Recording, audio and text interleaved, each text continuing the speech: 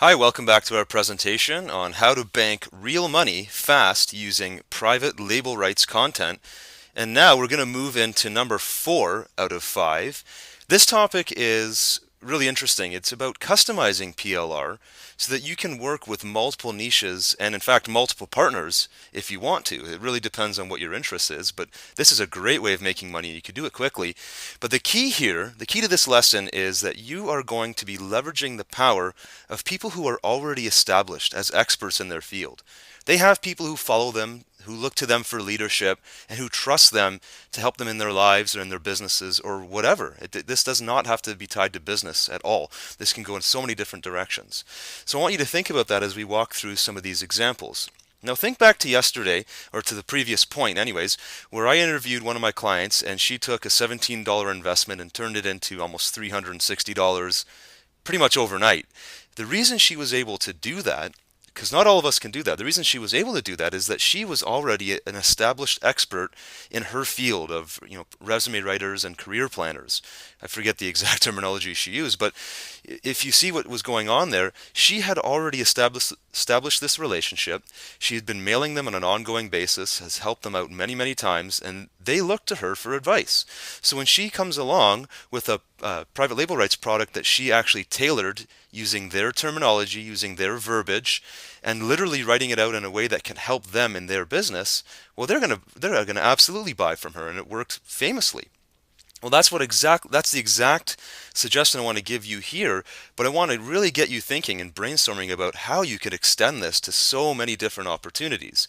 I'm just going to put up a few ideas that I quickly brainstormed literally while putting this presentation together, but by no means you're limited to these. In fact, you should definitely make your own brainstorm and think about all the different opportunities that exist. But look at some of these things on this list here. An MLM team leader. Some multi-level marketers have thousands of people in their downline, and all of those people look to that person, to that leader, for guidance. How do I succeed in this business? What should I be doing to get better? And maybe you have a product that helps them do that, a private label rights product that helps them do that. Well, now you work with that team leader to create it and alter it in a way that speaks exactly to those people.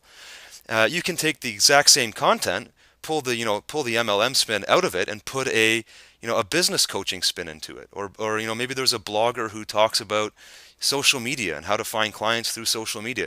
All these things can be replicated over and over again, speaking to different audiences, but using PLR as the baseline. And that's where it gets really powerful. Now, in order for this strategy to work, there's two things you want to focus on. The first is developing solid relationships with people who you want to joint venture with.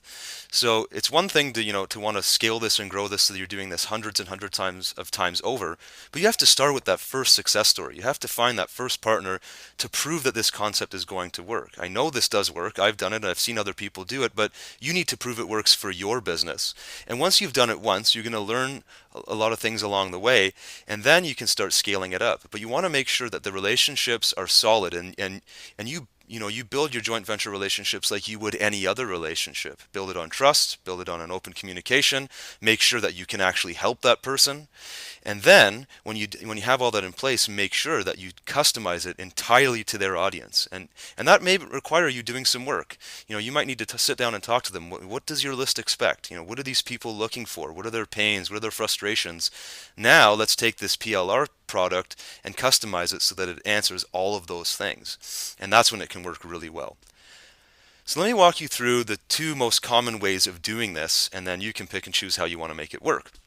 So the first one on top here is you can approach a partner like this and just come up with some kind of straightforward offer where you've taken a PLR product. I've given an example here of our 5 days to Twitter mastery product, and you tailor it to their audience. Maybe you put both of your names on the product. They do a promo, you make a sale, and you split it. You get 50, they get 50. That's just a traditional example.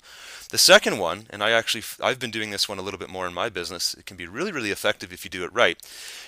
Let's say you find somebody who already has an existing offer. And I used an example a few minutes ago of somebody who may be a blogger in the social media space, which kind of fits well with this demo I have here. Maybe they, on their blog or on their website or in their business, they have some kind of social media training course. It could be a series of webinars or an e-class or something, and it teaches people the basics of social media.